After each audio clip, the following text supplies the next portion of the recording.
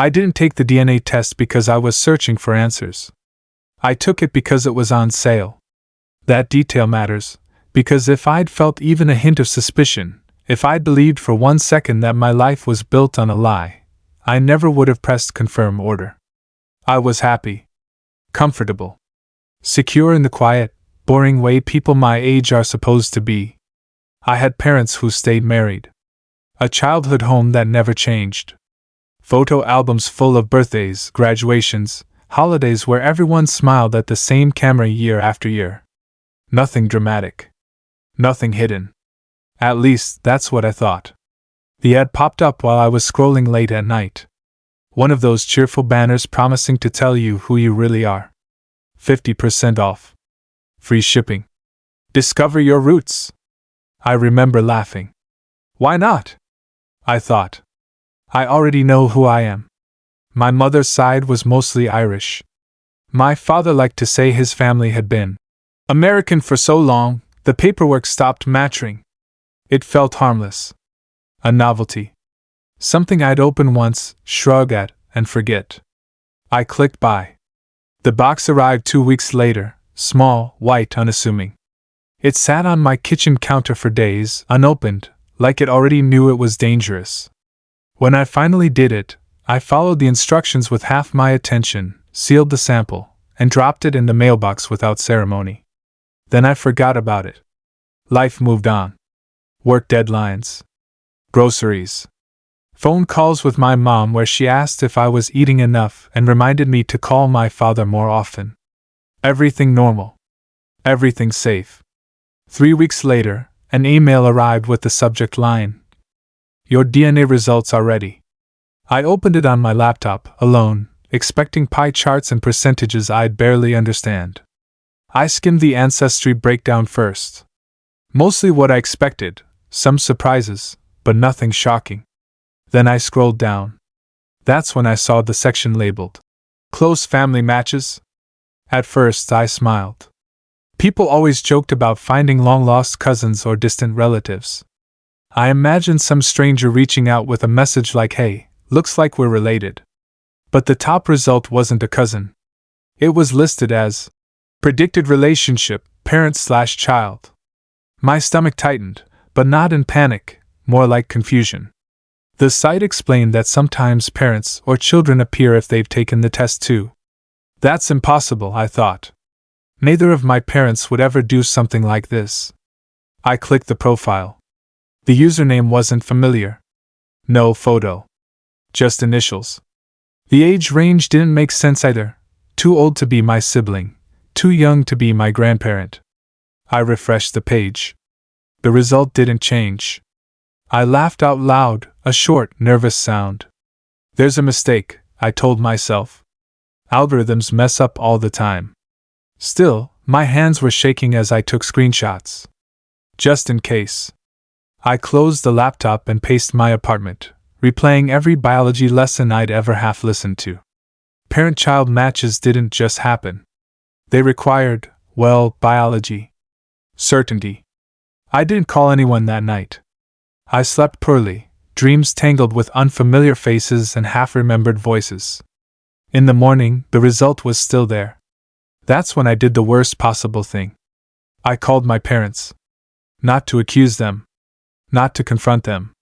Just to laugh about it. To let them reassure me that technology was unreliable and everything was fine. My mother answered first. "Hey, sweetheart," she said warmly. "What's wrong? You sound tired." "I'm fine," I replied. "Just, hey, random question. Have you ever done one of those DNA tests?" There was a pause. Barely a second. But I felt it. "No," she said. Too quickly. "Why would we?" "I took one," I said lightly. "Just for fun." Another pause. Longer this time. "For fun?" she repeated. "Yeah. It's kind of interesting, actually. It says I have a really close match." Silence. I checked the call timer. 5 seconds. 6. "Mom? You shouldn't put your DNA into those databases," she said suddenly. Her voice was tight now. Controlled. You don't know who gets access to that information.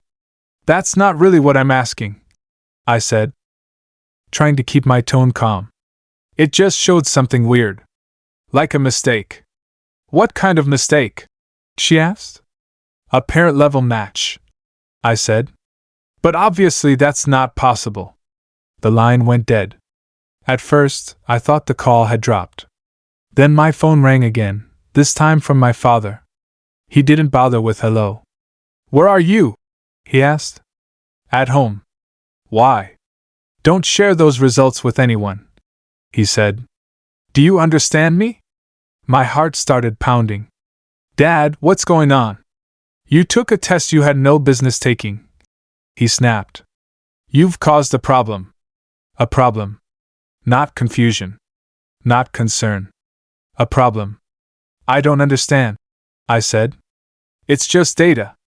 You need to delete your account, he said. Today. Delete it? I repeated. Why? Because some things don't need to be known. That was the moment fear replaced confusion. My parents had never spoken to me like this. Not once. They were careful people. Gentle. They believed in talking things through. And now my father sounded scared. I'm not deleting anything, I said slowly. Not until someone explains what's happening.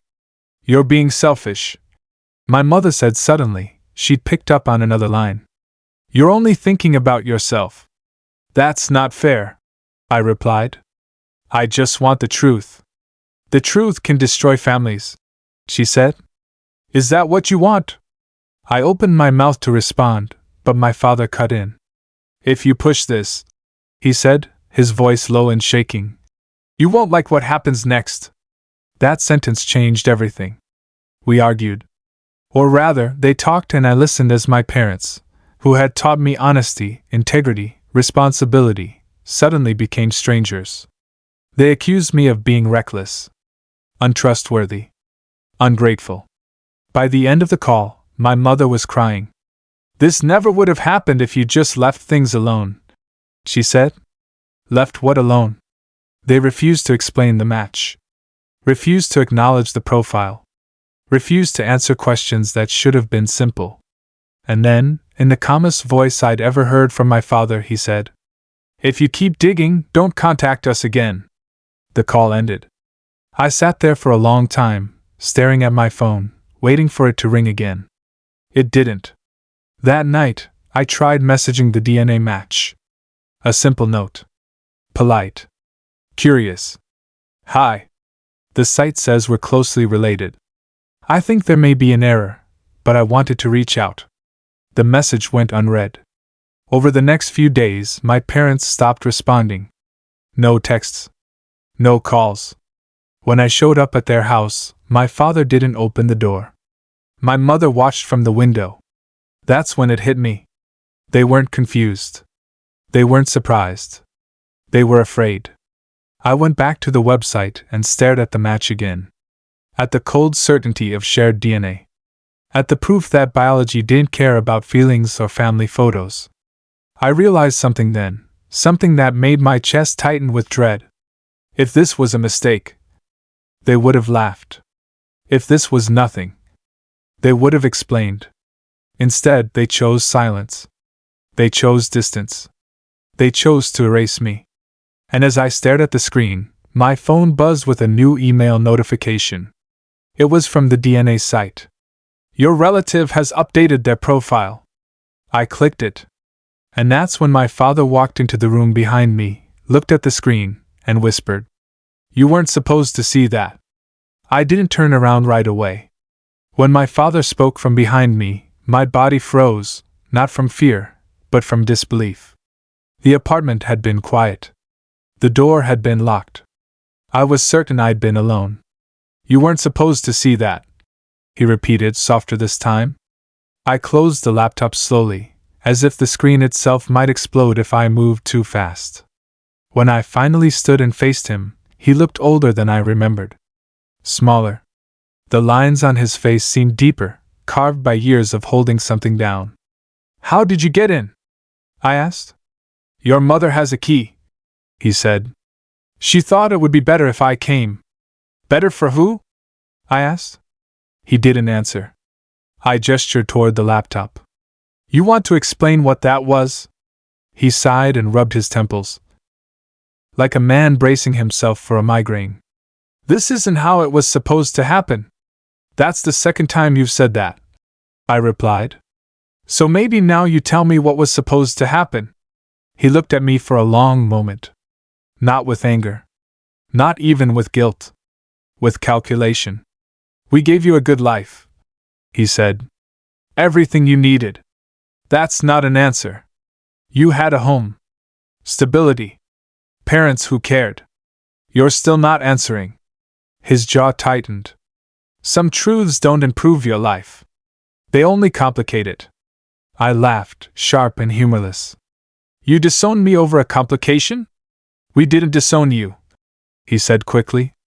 We asked for space. You stopped answering my calls. You wouldn't listen. You threatened me. He flinched at that. We were protecting the family. That word again. Family. I opened the laptop and turned it back on. The DNA match loaded instantly, like it had been waiting. I angled the screen so he couldn't avoid seeing it. This says parent or child, I said. That's not a glitch. So which is it? He swallowed. I watched his throat move. You don't need to know, he said. Something inside me snapped. I don't need to know, I repeated. You raised me to believe honesty mattered. You taught me that lies rot people from the inside out. And look where that belief got you, he said coldly. There it was. Not concern. Not regret. Resentment. You think this is my fault, I said. You opened the door, he replied. You don't get to complain about what came through. I stood there shaking, trying to reconcile the man in front of me with the father I thought I knew. The one who'd taught me how to ride a bike. Who'd sat in the front row at my graduation. Who'd told me I could always come to him with questions. Apparently, there had been limits. Is that person my biological parent? I asked quietly. He didn't respond. Is that person related to you? I pressed. Still nothing. I felt my chest tighten. Is Mom my mother? That did it. He slammed his hand on the table. Stop. The sound echoed through the room. I won't, I said. Not anymore. He straightened, his face hardening into something official. Final. Then we're done here. What does that mean? It means you've made your choice. No, I said. You're making yours. He reached into his jacket and pulled out an envelope, placing it on the table between us like a weapon. What's that? I asked. Your birth certificate, he said. The one we've always had. I stared at it. Why bring that? Because it's the only thing that matters legally, he said. And legally, everything is exactly as it should be. I opened the envelope with trembling fingers. The document looked normal. Names where I expected them. Dates. Signatures. It told a clean story. Too clean. You forged this, I said. He didn't deny it. You forged my identity. We protected it, he corrected. From what? From consequences. I looked up at him. Whose? His silence was answer enough. I realized then that this wasn't about love or shame, or even fear. It was about control. They hadn't lied because they were scared of losing me. They lied because the truth would have taken something from them. I'm not deleting the account, I said. He nodded once. Then you're not welcome back. Back where? To their house? Their lives? Their version of reality? I'm your child, I said. He met my gaze. Only because we decided you were. That sentence hollowed me out. He left after that. No hug. No goodbye. Just the sound of the door closing behind him, sealing something that had already been breaking for years. The days that followed felt unreal. My mother sent one message. Just one. Please stop. You're hurting everyone. I replied with a single question. Who is the DNA match? She blocked me. That's when the rest of the family followed. Aunts, uncles, cousins. People who had watched me grow up, who toasted my birthdays and praised my achievements, suddenly stopped acknowledging my existence. At first, I tried to reason with them. Then I tried to explain. Eventually, I begged. No one responded. They had chosen their side. And it wasn't mine. Weeks passed. The silence grew heavier. I lost weight. Sleep came in fragments.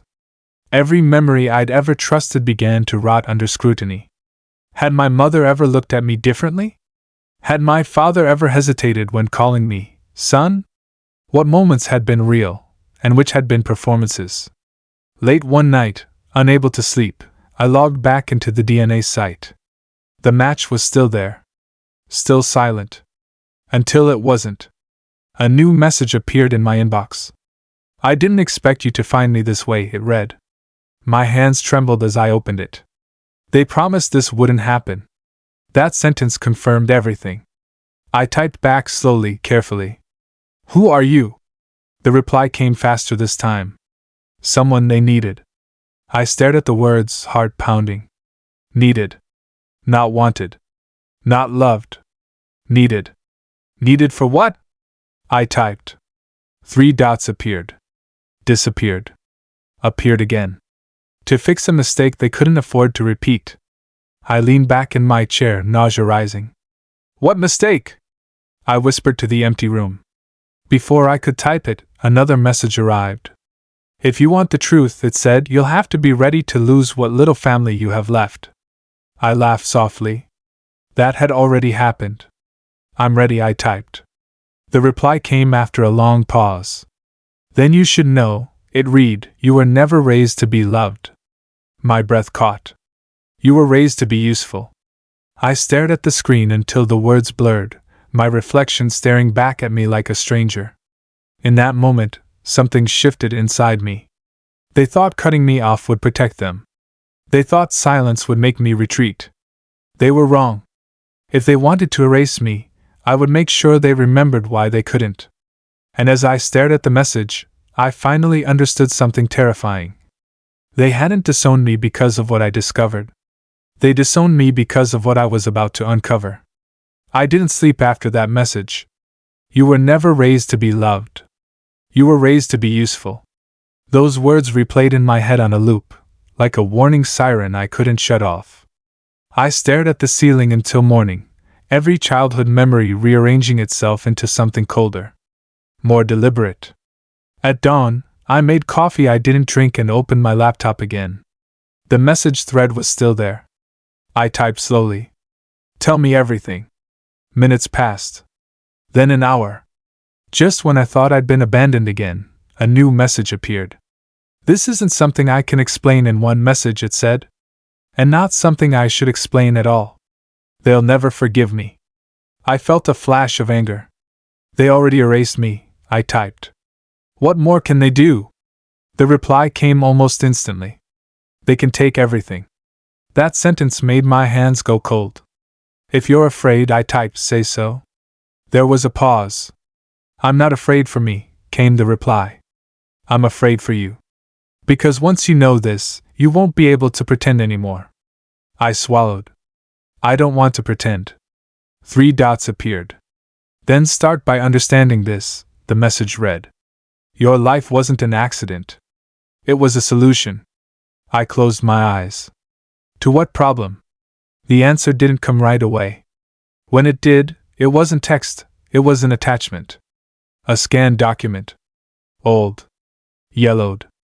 Hospital letterhead from decades ago. At the top was a name I recognized immediately. My father's. Below it, another name. Not my mother's. A woman I'd never heard of.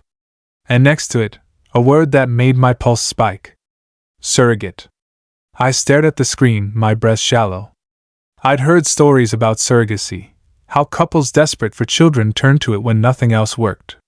But my parents had never mentioned struggling. They'd always told the story the same way. You were our miracle.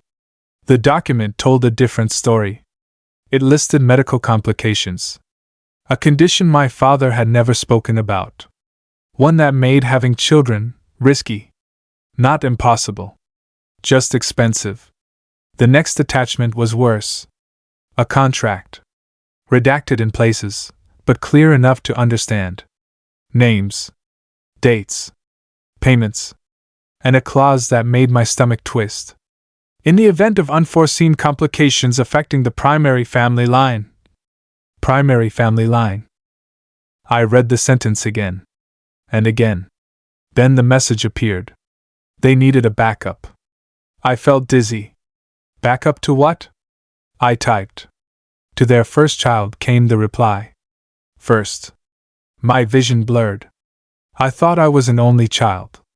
Another pause. You were raised as one, the message said. That doesn't mean you were the only one. The room felt too small. I stood and paced, my heart hammering against my ribs. Where is the other child? I typed. Alive, came the answer. But not well. The truth hit me in fragments, each one heavier than the last. My parents hadn't struggled to have a child. They'd struggled to protect the one they had first. A genetic condition. Rare. Progressive. Treatable. But only with resources most people never needed to consider. Treatments. Transplants. Experimental options. They needed compatibility. They needed insurance. They needed me. They didn't know if they'd ever need you, the message continued. But they couldn't risk not having you. I sank into a chair. You're saying I was born? My fingers hovered over the keyboard. Born to be used? The reply didn't sugarcoat it. You were born to be available. Every memory rearranged itself in my mind like a crime scene finally making sense. Why my parents had always insisted on regular medical checkups. Why blood tests were routine. Why my achievements mattered less than my health. You're so strong, they used to say. We're proud of how resilient you are. Resilient. Useful. I felt sick. Did they ever need me? I typed. The pause this time was long enough that I thought the conversation had ended. Then, not yet. Those two words terrified me more than everything else. Then why did they cut me off? I asked. Why now? The reply came carefully. Because you became unpredictable. I clenched my jaw. Because I took a DNA test? Because you proved you could think for yourself, the message said. And because once you know the truth, you stop being safe. Safe. For who? I leaned back, staring at the ceiling again. Why are you telling me this? I typed finally. The response was slower than before. Because I helped them, it read. And I've regretted it ever since. My chest tightened. Who are you? The typing dots appeared. Disappeared. Appeared again. I'm the person who made sure you were born. I stared at the screen, heart pounding. You're the surrogate. No, came the reply. I'm the one who convinced her. Everything went quiet. Convinced her to what? I typed. To give you up. I closed the laptop. For a long time, I just sat there, breathing, trying not to throw up. The woman, no, the person, on the other end wasn't just a witness. They were part of the design. Part of the reason my life existed in the first place. I opened the laptop again. Why didn't you ever come forward? I asked. The answer came with brutal honesty. Because your parents made it very clear that if I did, your life would be destroyed. I almost laughed. They already did that. Another pause. Not completely, came the reply. Not yet. A chill ran through me. What do you mean? They still believe you don't know the whole truth, the message said. They still believe you can be controlled. That's when something inside me hardened. They hadn't raised me to be loved. They'd raised me to be compliant. To trust them. To stay in line. To never ask the wrong questions. And the moment I did, they erased me. Not because I was a threat, but because I was an asset that stopped behaving. I want proof, I typed. Everything you have. The reply came with multiple attachments: medical records, email chains, legal documents, a life plan on paper long before I took my first breath. At the bottom of one email thread, my father's words stared back at me. We need him healthy, emotionally stable, attached, not loved, attached. I closed my eyes and felt something strange settle over me. Clarity. Cold. Sharp. Unforgiving. They thought cutting me off would protect them from exposure. They didn't realize they'd just given me the distance I needed to see everything clearly. And as I scrolled through the files, one final document caught my attention. A recent one. Dated just months ago. A medical update. About their first child. Condition worsening. Options limited. Time running out. That's when I understood why they'd started circling back. Why messages had shifted from anger to guilt. Why silence had turned into whispers through extended family. They didn't miss me. They needed me. And this time, I wouldn't be useful for free. The first message came on a Tuesday. No apology. No explanation. Just a soft knock disguised as concern. Your aunt says you've been distant lately. Are you okay? Mom. I stared at the screen for a long time before answering. Months had passed since part 3 of my life detonated. Long enough for the shock to harden into something else. Something quieter. Sharper. I hadn't contacted them. I hadn't confronted them. I hadn't revealed what I knew. I'd done something far more dangerous. I'd stayed silent. I'm fine, I replied. Just busy. The response came faster than expected. Your father and I have been worried, she wrote. Families shouldn't stay broken. Family. That word again, used like a tool, not a feeling. I didn't reply. 2 days later, my phone rang. My father. I let it ring until voicemail. Then I listened. His voice was different now. Lower. Careful. Hey, it's me. I know things got complicated. But maybe we could talk. No arguments. Just talk. I almost laughed. No arguments meant no questions. No truth. No control slipping from their hands. I waited another day before responding. We can talk, I wrote. If you're ready to be honest. There was a long pause. Then, of course. A lie. But a useful one. We met in a neutral place. A cafe halfway between my apartment and their house. Public. Safe. Controlled. They arrived together. That alone told me everything. My mother's smile was practiced. Too wide. My father's eyes kept scanning the room, like he was measuring exits. They hugged me. I let them. It felt empty. Like being hugged by people who'd memorized the motion but forgotten the meaning. You look good, my mother said. Healthy. There it was. I smiled back. I am. My father ordered coffee none of us drank. Small talk followed. Weather. Work. Neighbors. All the things people talk about when they're terrified of what comes next. Finally, my mother reached across the table and touched my hand. We've missed you, she said softly. I met her eyes. That's not why you called. Her hand froze. My father cleared his throat. We're getting older, he said. We've been reflecting. Reflecting. Another word people use when apologizing would require consequences. There are things we didn't handle well, my mother added quickly. Mistakes. Mistakes. Not lies. Not manipulation. Not a life engineered for extraction. Mistakes, I repeated. She nodded eagerly. But we can fix things. We can move forward. Forward, without looking back. I leaned back in my chair and folded my arms. Why now? They exchanged a glance so fast most people would have missed it. I didn't. My father spoke. Your sibling isn't well. There it was. Not your brother or your sister. Not even a name. Just utility. I know, I said calmly. My mother's breath caught. You what? I know about the condition, I said. I know about the treatments. I know time is running out. The color drained from her face. My father stiffened. Who told you that? Does it matter? I replied. Yes, he snapped. Then caught himself. Yes, it matters. I leaned forward. You didn't come back because you loved me. You came back because you're out of options.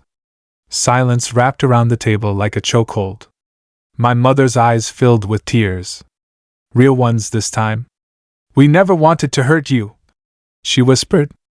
No, I said quietly.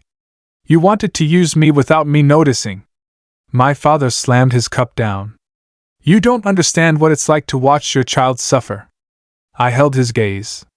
You don't understand what it's like to realize your entire life was a contingency plan. People nearby glanced over. My mother lowered her voice.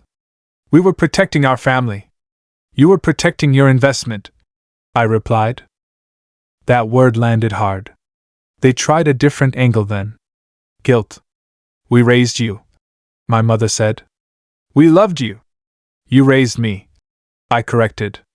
You loved what I represented. My father leaned in. You could save a life. I didn't respond. You could be a hero, he pressed. Still nothing. We're asking for your help, my mother said, voice trembling. No, I said calmly. You're asking for my body. The words hung in the air. I watched them realize, slowly, that something had shifted. I wasn't begging anymore. I wasn't confused. I wasn't desperate for their approval. I was in control. I'll get tested, I said finally. Hope flashed across their faces. But not for you, I continued. For me. My father exhaled sharply. What does that mean? It means, I said, we do this my way. Their smiles faded. I want full transparency, I said. Every document. Every email. Every agreement ever signed about me. My mother opened her mouth to object. And, I added, a lawyer of my choosing. My father shook his head. That's unnecessary. No, I said. What's unnecessary is pretending you still get to set the rules. They looked at each other again. This time, fear was obvious. If you refuse, I continued, I walk away. Permanently. My mother grabbed my hand. Please. I gently pulled away. You taught me something, I said. That love with conditions isn't love at all. My father stared at me, eyes narrowing. You think you're punishing us? I met his gaze. No. I'm protecting myself. We sat there for a long moment. Finally, he nodded. We'll give you what you want. I smiled. They thought this was a negotiation. They didn't realize they'd already lost. Because while they were planning how to get what they needed from me, I was planning how to make sure the truth could never be buried again. And as we stood to leave, my mother whispered, We can still be a family. I looked back at her. You already decided that question, I said. Years ago. They thought agreeing to my terms meant they'd won something back. Documents. Transparency. A lawyer. To them, it was a hurdle. A price to pay. To me, it was confirmation. Because people who have nothing to hide don't hesitate when you ask for sunlight. My parents hesitated. Every step after that was slow. Careful. Deliberate. I hired a lawyer who specialized in medical ethics and family law. Someone who didn't flinch when I explained the situation. She didn't interrupt. She didn't offer sympathy. She just asked one question. Do you want revenge? She said. Or do you want the truth protected? I thought about that longer than I expected. I want the truth to be impossible to bury, I said. She nodded. Then we proceed quietly. The files arrived in batches.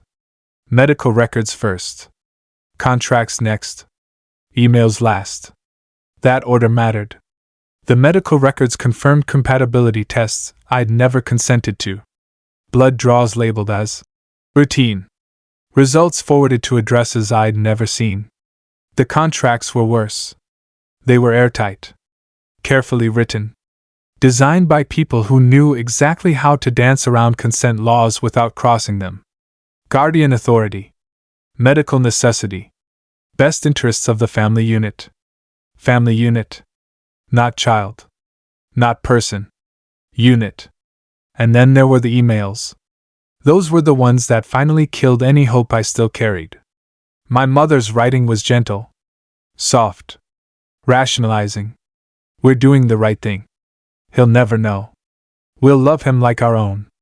My father's were colder. He needs to stay emotionally attached. We can't risk distance. If he ever questions this, we pull back. Pull back. Like a lever. Like control. The most recent email was only 6 months old. Condition worsening. We may need to activate contingencies sooner than expected. That was when they reached out again. Not because they changed. Because time had run out. My lawyer built a timeline. She didn't dramatize it. She didn't need to. On paper, my life read like a long con that just happened to include birthdays and holidays. We have leverage, she said calmly. But leverage only works if you're willing to use it. I nodded. I am. The next meeting was at a hospital conference room. Neutral ground again. Witnesses nearby. Cameras in the hallway. My parents arrived early. They looked hopeful. That almost broke me. Almost. My lawyer spoke first. She laid out the facts. No accusations. No raised voices. Just documents sliding across the table. I watched my parents' faces as recognition set in. Not guilt, not shame, but fear. The kind that comes when you realize someone else finally has the receipts. You can't prove intent, my father said. My lawyer didn't blink. Intent isn't required. Pattern is. My mother started crying. This time, I didn't comfort her. We just wanted to save our child, she sobbed. You wanted to save one, I said quietly. By sacrificing another. Silence filled the room. My lawyer leaned forward. You have two options, she said. We proceed publicly, or we proceed quietly. Either way, the truth becomes permanent. My father looked at me then, not as a son, not as a tool. As a threat. What do you want? He asked. I met his gaze. I want you to never be able to do this again, I said. The quiet option involved ethics boards. Medical oversight committees. Legal settlements sealed but binding. The public option involved hearings. News. Questions that never go away. They chose quiet. Of course they did. But quiet doesn't mean invisible. The records were flagged. The contracts voided. Safeguards implemented. I was removed from any future consideration, legally, permanently. My sibling was assigned independent advocates. No more contingency plans. No more backups. When it was over, my parents tried one last time. Not legally. Emotionally. My mother called me that night. I know you hate us, she said softly. I don't hate you, I replied. That surprised her. I don't, I repeated. I just see you clearly now. She cried harder at that. We still love you, she whispered. I closed my eyes. Love without choice isn't love, I said. It's ownership. She didn't argue. My father never called. Weeks passed. The tension drained from my body in ways I hadn't expected. I slept better. Ate better. Thought more clearly. It turns out carrying someone else's secrets is heavier than you realize, until you finally put them down. One afternoon, I logged back into the DNA site. The match was still there. Still watching. I sent one final message. It's done. The reply came hours later. I'm sorry, it said. I should have protected you. I stared at the words. You're protecting the truth now, I typed. That counts. I closed the account after that. Not because I was afraid. But because I didn't need proof anymore. I had something better. Autonomy. I didn't reconcile with my family. There were no tearful reunions. No holidays repaired by time. And that's okay. Because for the first time in my life, my existence wasn't conditional. I wasn't a solution. I wasn't a backup. I wasn't an insurance policy. I was just me. They lost me twice. The first time by choice. The second time forever. And this time, it was mine.